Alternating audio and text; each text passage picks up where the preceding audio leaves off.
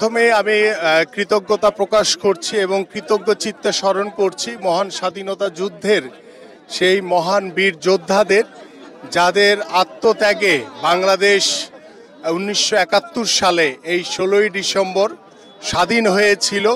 এবং স্বাধীনতার 53 বছর পরে এসে আমরা গত 17 বছর ফ্যাসিস্ট আওয়ামী সরকার যেভাবে বাংলাদেশের মানুষের উপরে জুলুম, নির্যাতন, নিপীড়ন চালিয়েছে, বাংলাদেশের মানুষের উপরে যেভাবে গুম খুন হত্যা করেছে এবং বাংলাদেশের মানুষের উপরে যেইভাবে প্রত্যেকটি সেক্টরে রাষ্ট্রীয় যন্ত্রকে ব্যবহার করে এই ফ্যাসিস্ট সরকার জোর করে নিজেদের চেয়ারকে, নিজেদের ক্ষমতাকে কুক্ষিগত করে রেখেছিল।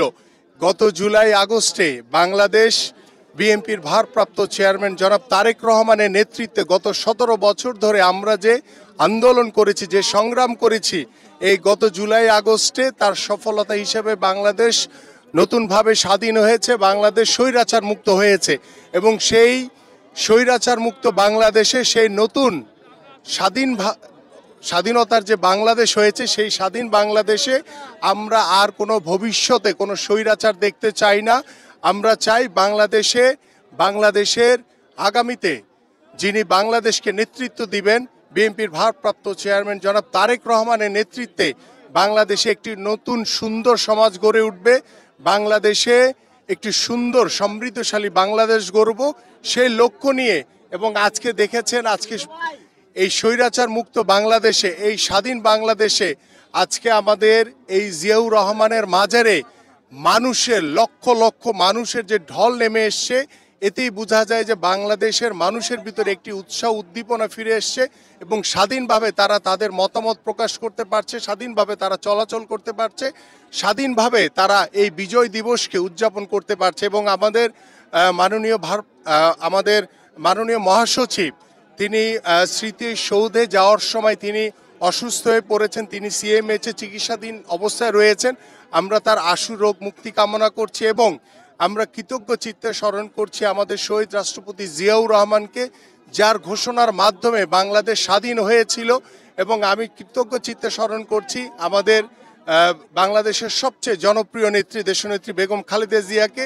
আমরা সকলেই গত 6-7 বছর ধরে আমাদের প্রিয় নেত্রীকে আমরা অনেক বেশি মিস করছি, কারণ তিনি সবসময় এই দিবসগুলিতে আমাদের সাথে উপস্থিত হয়ে জাতির সামনে কথা বলতেন এবং বাংলাদেশের মানুষের সামনে তিনি উপস্থিত হতেন।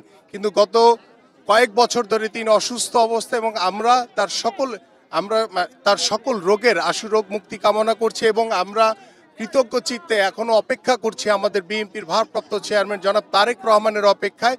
সারা বাংলাদেশ তার অপেক্ষা রয়েছে যে তিনি স্বাধীন বাংলাদেশের স্বৈরাচার মুক্ত বাংলাদেশে এসে এই বাংলাদেশকে আবার একটি সমৃদ্ধশালী, একটি সুন্দর সমাজ গড়ার লক্ষ্য নিয়ে তিনি কাজ করবেন।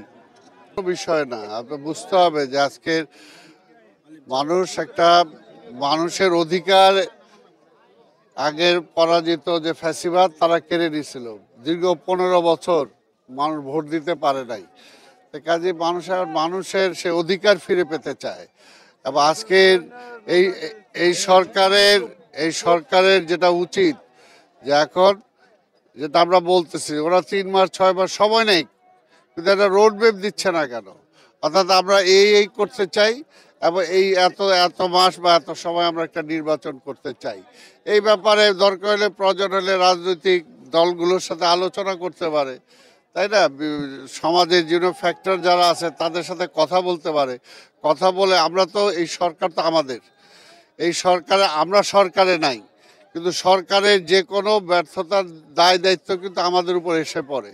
তাই কাজে আমরা তো চাই না যে দেশে আর একটা অস্থিরতার সৃষ্টি হোক, আবার সেই পরাজিত ফ্যাসিবাদ ঘুরে আসার মতো একটা পরিবেশ সৃষ্টি হোক। এই কারণে আমরা এই সরকারকে বলছি, অন্য কোনো কারণ না। বিএনপি ক্ষমতার জন্য ক্রেজি না, ক্ষমতার এরকম প্রলোভন শেখ হাসিনাও দিছিল, তাই না? বিএনপি সেই প্রলোভনে যায় নাই। বেগম খালেদা জিয়া 96-এ প্রধানমন্ত্রী হওয়ার পরও প্রধানমন্ত্রী ছেড়ে দিছিল গণতন্ত্রের স্বার্থে। কাজে বিএনপি হলো সেই দল। কাজে এখনও এই 5ই আগস্টের পরেও যদি বিএনপি চাইতো, জাতীয় সরকার গঠন করে বিএনপির সহ সবাইকে নিয়ে ক্ষমতায় আসতে পারতো, কিন্তু বিএনপি ক্ষমতা না, জনগণের ক্ষমতা ফিরে পেতে চায়। জনগণকে ক্ষমতায়িত করতে চায় এবং জনগণের ম্যান্ডেট নিয়েই ক্ষমতায় যেতে চায়, অন্য কোনো